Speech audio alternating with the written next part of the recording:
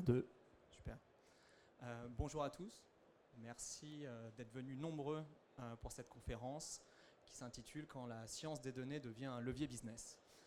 On va voir ensemble dans les 30 prochaines minutes un cas client qu'on a fait avec Salomon, où l'enjeu c'était de quelque part définir, cadrer les personas clients de Salomon en utilisant la donnée.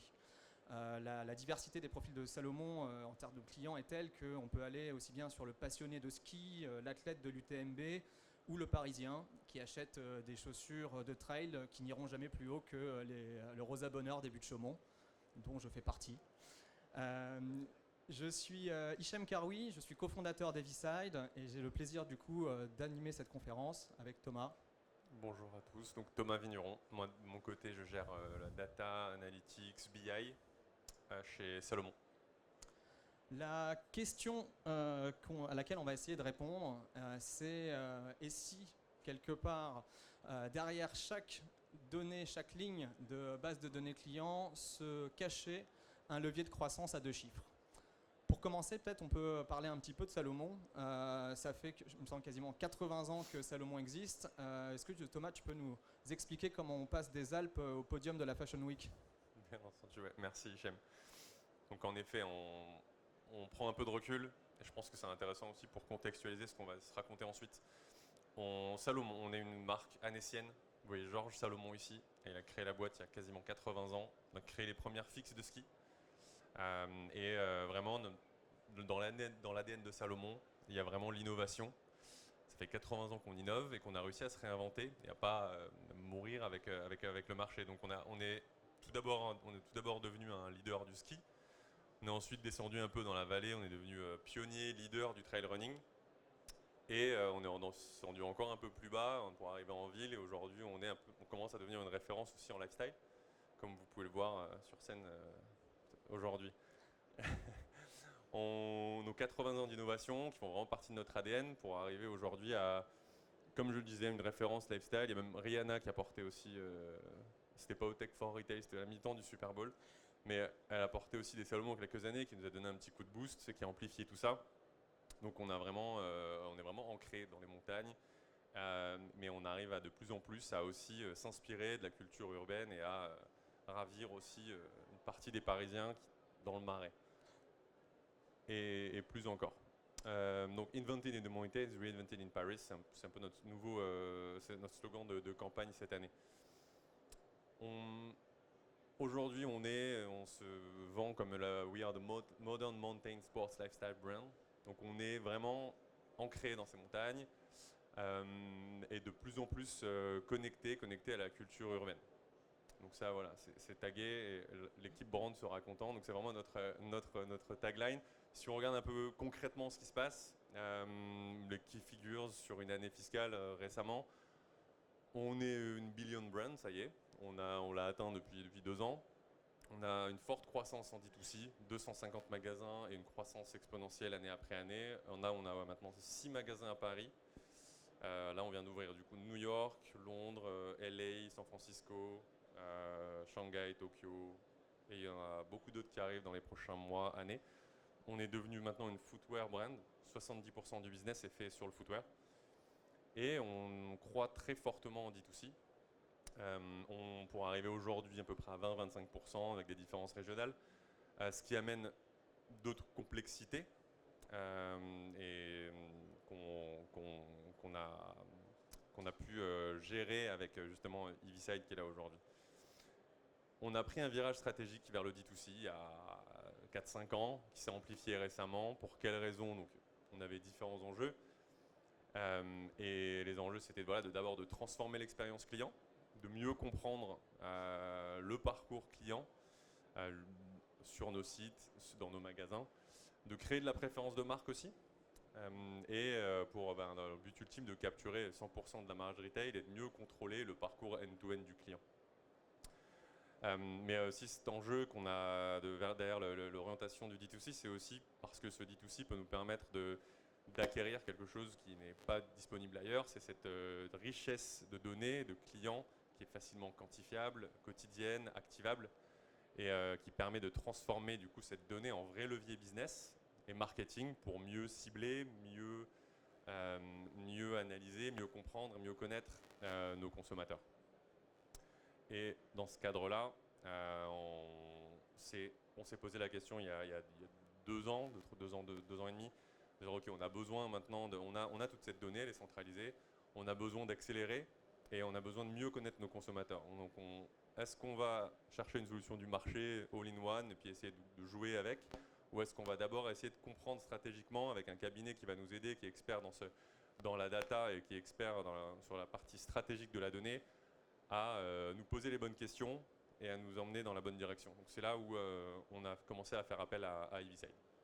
Et en effet, on s'est rencontrés sur une conviction commune, qui est que la technologie n'est pas une fin en soi. Pour nous, la technologie, elle doit être un vecteur de performance. Sinon, on se retrouve au concours Lépine, globalement. Donc nous, vraiment, notre sujet, c'est d'amener de la performance dans les organisations grâce à la technologie. Je vais dire 2 mots sur Eviside. On est un cabinet de conseil en stratégie spécialisé sur la data science. Notre métier, il est simple. Il consiste à créer de la performance grâce à de la technologie.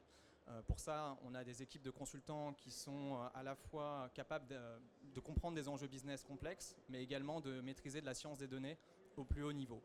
On accompagne aujourd'hui des clients sur toute la chaîne de valeur concrètement d'un projet data, aussi bien sur la partie amont, cadrage stratégique, définition de cas d'usage, priorisation, organisation et gouvernance, mais également après sur des sujets d'aide à la décision. On peut faire de la due diligence pour des fonds d'investissement, de la modélisation complexe, mais également de la réalisation opérationnelle avec des capacités en data engineering, machine learning. Et en fait, c'est ça qu'on a appliqué pour le coup dans le cadre du projet qu'on a réalisé avec Salomon. Ce projet-là, du coup, il nous a amené à justement poser la question de comment on pouvait mieux connaître les clients, plutôt que de deviner qui ils sont, d'essayer d'avoir une approche mathématique pour vraiment faire remonter des personas data-driven, être capable justement d'utiliser du machine learning pour après être capable d'avoir des clusters de clients. Je vais venir dans un instant vous expliquer ce que c'est que le clustering. Vous inquiétez pas, ça va être simple. Pour qu'après on puisse personnaliser les messages, personnaliser leur expérience, les offres, le CRM, le parcours sur site, et puis aussi savoir où mettre le poids de corps pour savoir où investir, quels nouveaux produits, quelle nouvelle gamme en fonction des clients qui seront remontés, des profils de clients qui seront remontés. Peut-être pour vous faire vraiment comprendre ce que c'est que le clustering, il faut avant tout qu'on vous parle de segmentation, et la segmentation, en fait, elle a des limites dont tu peux peut-être nous parler, Thomas. Donc en effet, normalement c'est autoporteur, mais je peux quand même vous en dire 2 mots. Comme tout le monde, on utilise la segmentation à des fins de marketing. Les femmes, les jeunes, les vieux, les femmes, les hommes, la localisation. La segmentation a de la valeur. On continuera à l'utiliser, c'est critique. Là, ces 2 personnes ont les mêmes traits de segmentation qui sont décrits ici, mais ils sont radicalement différents et ils ont certainement des besoins différents derrière. Et ça, on peut le découvrir, il y a des signaux faibles. Et c'est là où on se rend vraiment compte que la segmentation peut avoir des limites. Mais les mathématiques et la statistique peuvent nous aider à dépasser ces limites. Est-ce que vous pouvez imaginer le cauchemar du marketeur qui décide de cibler 2 hommes qui sont tous les deux nés en Angleterre en 1949 et qui se retrouvent à adresser les mêmes produits au roi et au prince des ténèbres. Donc le sujet du clustering, c'est d'aller du coup plus loin que la segmentation. Moi, il y a une image que j'aime beaucoup prendre, c'est celle des Lego. En fait, lorsque vous avez un tas de Lego, la segmentation, quelque part, ça consiste à définir des règles métiers pour trier les Lego. Vous allez trier des briques rouges, des briques jaunes, des briques vertes. Ce que fait le clustering grâce à un algorithme de machine learning, c'est qu'il va permettre d'assembler les Lego ensemble et de faire remonter. Alors là, vous avez l'exemple du petit lion, du château ou du vaisseau spatial. Mais dans notre cas, c'est des profils de clients. C'est-à-dire qu'on va plus loin que juste de la segmentation. Et donc, on les regroupe automatiquement dans des groupes qu'on appelle des clusters. Et donc, un cluster, c'est un groupe de clients qui partagent des caractéristiques homogènes selon ce que la machine aura défini. Pour avancer là-dessus, en fait, la base, c'est d'avoir de la donnée.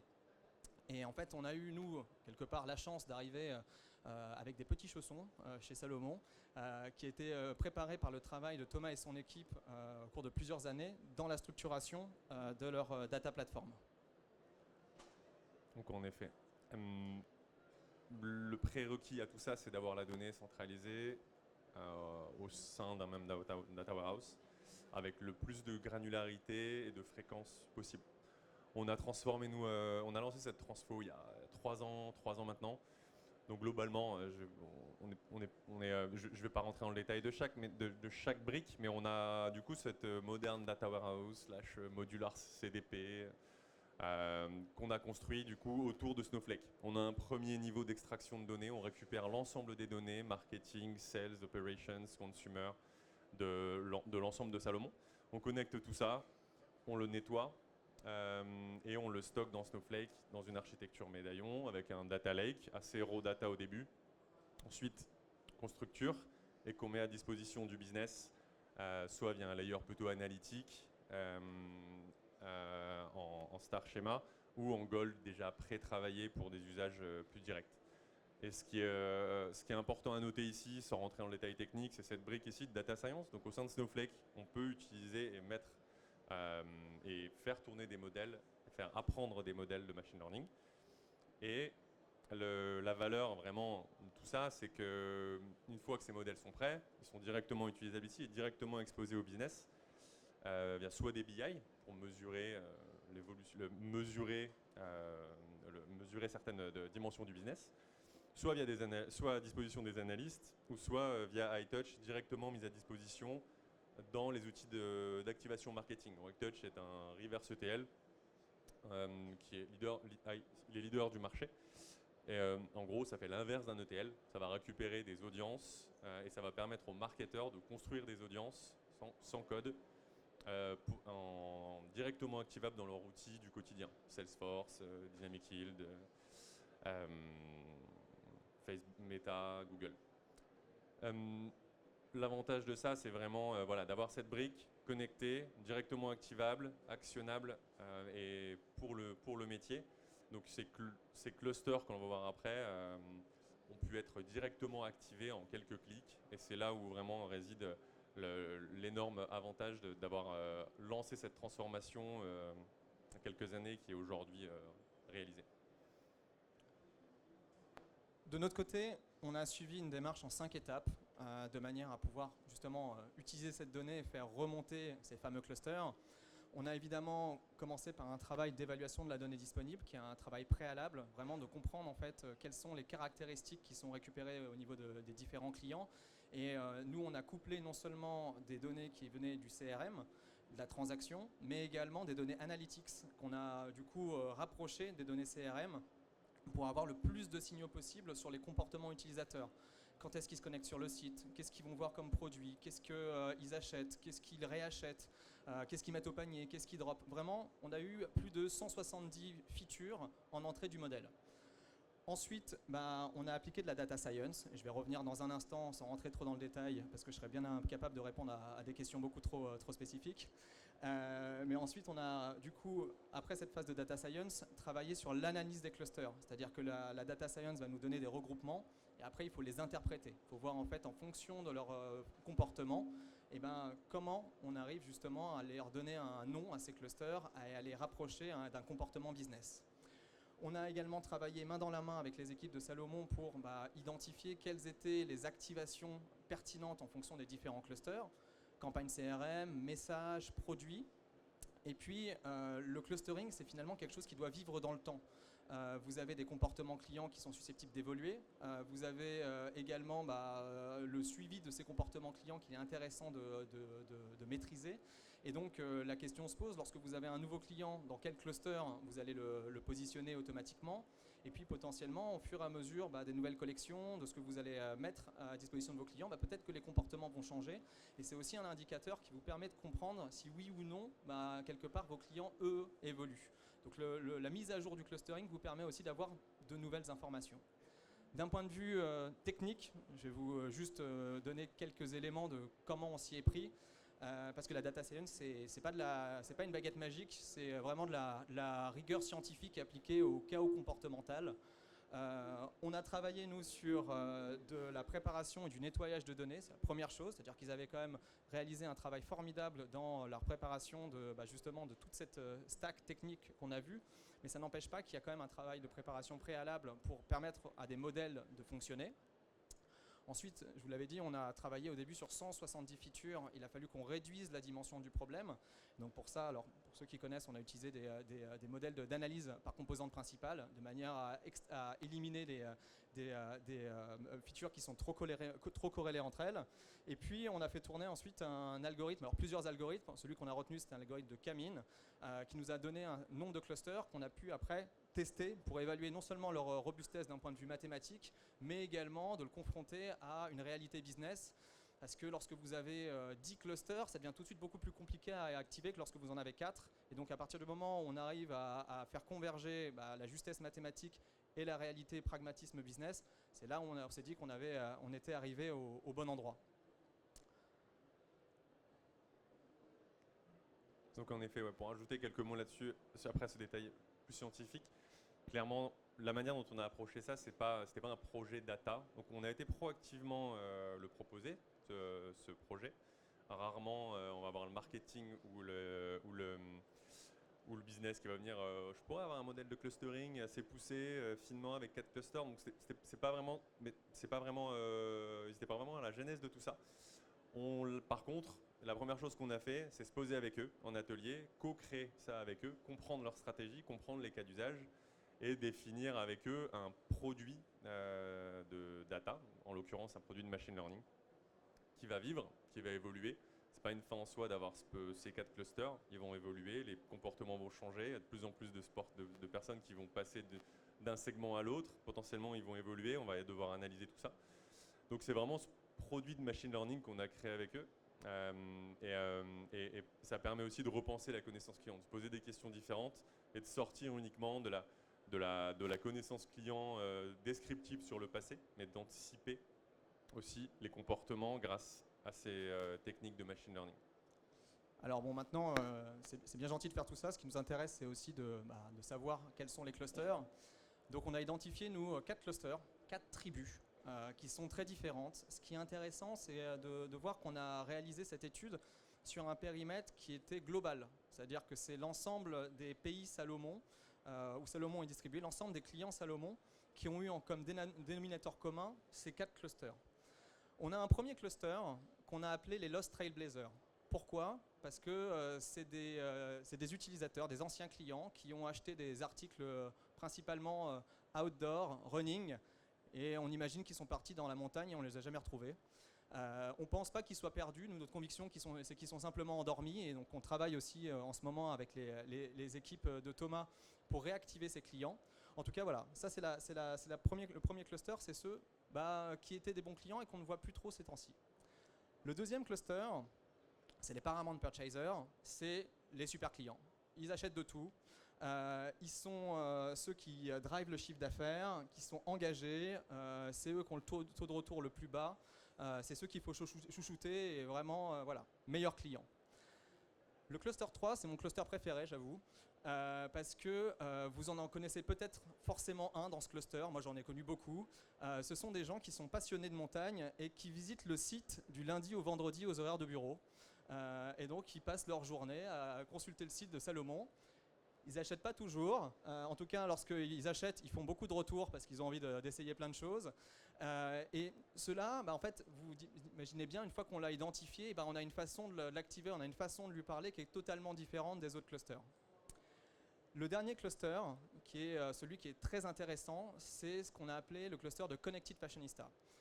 Vous l'avez vu, la marque Salomon a énormément évolué et les fameux Parisiens du Marais qui vont à la montagne au but de Chaumont, c'est eux qui vont acheter principalement des sneakers qu'on appelle le sport style, qui sont par exemple ces magnifiques XT6, qu'ils vont consommer quasiment exclusivement du sport style. Ils ont le panier moyen le plus élevé et c'est la population aussi la plus jeune. Et donc, au regard de ces différents clusters, nous ce qu'on a essayé de faire, c'est de se dire comment on peut les activer de manière intelligente et essayer d'avoir des résultats très concrets. Ce qu'on a fait, c'est qu'on a pris le cluster de Connected Fashionista pour leur envoyer une communication, cette fois-ci extrêmement ciblée, sur une thématique sport style, autour de la collaboration qui était faite avec la maison Martin Margiela. Et donc, les résultats, sans appel. On a, sur la partie taux de conversion, plus 18% par rapport à une audience mainstream sur les Connected Fashionista. Et au niveau du chiffre d'affaires par client, plus 11% par rapport à l'activation mainstream. Ça, aujourd'hui, c'est que le point de départ, parce que en fait, le fait de structurer une démarche de clustering, ça vous permet d'avoir des personas, cette fois-ci, qui sont data-driven, c'est-à-dire qu'on n'est plus à imaginer qui sont nos clients, on le sait, on ne leur a pas demandé qui ils étaient, on a analysé leur comportement pour être capable, justement, de leur répondre et de leur proposer une expérience qui est adaptée à qui ils sont. Et donc ça change complètement la thématique lorsque on commence à chuchoter la bonne offre plutôt que de crier très fort ce qu'on essaye de vendre. Ça, c'est le point de départ. Et il y a encore pas mal de choses qui sont prévues chez vous. En effet. Donc voilà, je pense que vous l'avez compris. Ce sujet a permis vraiment de remettre... on est on track là, niveau timing? Ouais, nickel. C'est bon. Ce sujet a vraiment permis de remettre la data au centre. Et de prouver que la data n'est pas seulement un métier support, mais peut vraiment être un levier business, un accélérateur business, un accélérateur aussi de transformation marketing. Globalement, là, ce qu'on est en train de faire, voilà, maintenant, on a ce référentiel partagé avec les différentes équipes marketing. On voit qu'il y a un potentiel fort. La stratégie actuelle pour 2026, ça va être de scaler ça, d'industrialiser, d'automatiser, de tester, de continuer à apprendre et de aussi faire évoluer ce cluster. Parce que le comportement de nos consommateurs change beaucoup et change rapidement, et de plus en plus vers le D2C. Et ça a permis aussi de prouver que le machine learning, la prédiction basée sur les données, pouvait ouvrir le voie à de nouvelles opportunités à forte valeur. Donc on est en train de réfléchir, et on a déjà beaucoup de choses dans les cartons qui sont en train d'avancer, à comment scaler tout ça sur d'autres cas concrets. On a actuellement en train de travailler sur un marketing mix modeling in-house. Donc on a l'ensemble des données, l'ensemble des dépenses marketing, et on va pouvoir faire tourner tout ça sur Snowflake. Et je présenterai peut-être ça l'an prochain avec les outcomes. On est actuellement en train de travailler sur la prédiction d'achat sur certains produits. Donc au lieu de partir du consommateur, mais plutôt de partir du produit et de se dire ok, ce produit-là, quels sont les meilleurs acheteurs, à croiser avec les clusters, et essayer de comprendre quelle est la meilleure stratégie d'activation, quel canal, à quel moment dans la journée, avec quel message, quel contenu. Et tout ça, ça va être prévu dans notre roadmap 2026, avec laquelle EVSide nous aide à construire actuellement. On a en tout cas, nous, été ravis de travailler sur ce projet avec Salomon et les équipes de Thomas. Ne laissez pas de la donnée dormir sur vos serveurs à partir du moment où il est possible d'aller trouver un levier de croissance en les analysant, en les utilisant. Ravi de vous parler si vous avez un projet data IA quelconque. Et sur le temps qui nous reste, on nous reste à peu près 5 minutes, on peut prendre des questions si vous en avez. Je prends des questions. Ouais, question ? Ouais, bonjour à tous. Comment vous avez fait pour vous adapter aux tendances, sachant que Salomon, ça a beaucoup évolué entre avant, qui était uniquement concentré sur la partie montagne, et maintenant qui est passé sur la partie lifestyle. Tu veux répondre ? Je vais. En fait, cette adaptation, quelque part, elle nous a été donnée par la machine. C'est-à-dire que, en fait, l'ensemble de la donnée qu'on a prise, elle a tenu compte, en fait, justement de cette évolution. Et c'est d'ailleurs pour ça qu'il y a un cluster très particulier qui est sorti, qui est celui, justement, des Connected Fashionista, parce que l'évolution de la marque a fait que c'était une population de clients qui était vraiment en train de se dégager de l'ensemble de la population. Si on n'avait pas forcément fait ce travail, on aurait pu dire que les Connected Fashionistas, c'était le même groupe que les Paramount Purchasers, qui sont les meilleurs clients parce qu'ils ont le meilleur panier moyen, etc. Et en fait, justement, en utilisant le machine learning, on est capable de faire remonter cette particularité du cluster et donc de le faire remonter. C'est vraiment comme ça qu'on a réussi à travailler. Est-ce qu'il y a d'autres questions ? Ouais. Bonjour, merci. moi j'ai une question concernant du coup un petit peu l'origine en fait des données parce que là effectivement pour travailler sur les différences au niveau la construction des différents clusters, vous allez travailler en fonction donc des comportements des clients, mais aussi est-ce que du coup il y a je sais pas des enquêtes ou des formulaires pour avoir plus des informations plus type déclarative? Est-ce que vous n'en avez pas besoin? Est-ce que du coup ce sont des études un petit peu aussi statistiques qui sont faites pour travailler aussi sur une donnée quand même qui est assez enrichie pour permettre la construction des différents clusters? Donc là, c'est la source de données qui a été utilisée, travaillée, nettoyée. C'est vraiment des données quantitatives. Il fallait vraiment qu'on ait pour faire tourner un modèle de machine learning, il faut qu'on ait un volume suffisant et suffisamment important. On a d'autres enquêtes en interne, mais on ne les a pas utilisées là-dedans. C'est toujours difficile ensuite de rattacher ça à un ID, à un comportement, à un moment T. Par contre, ce qu'on essaye de faire de plus en plus, c'est on a déployé un programme de fidélité S+. Si vous vous enregistrez, vous avez 10% à la première commande. Et via ce programme de fidélité, on essaye de créer un engagement, une communauté. Et lors de l'inscription, on essaye de pousser un peu plus à la déclaration gender, âge, qui n'est pas obligatoire, mais qui va nous apporter de la richesse. Et le sport pratiqué aussi. On essaye de plus en plus de savoir quel sport est pratiqué via les achats, mais via aussi le comportement déclaratif. Et c'est de cette manière-là qu'on arrive à récupérer de la donnée un peu plus qualitative et à l'enrichir et à l'attacher à un ID consommateur. Et qui va nous permettre de plus en plus de faire évoluer et de faire potentiellement à l'avenir évoluer aussi ces clusters en splittant ou en regroupant certains.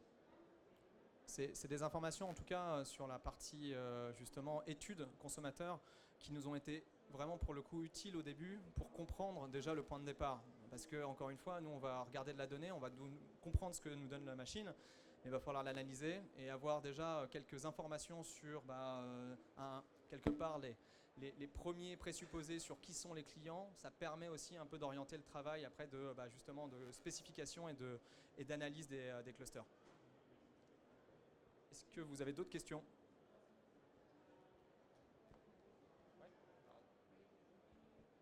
Oui, bonjour. Je me permets de vous demander, pour commencer un projet data science, il faut quand même avoir une certaine base de clients du coup.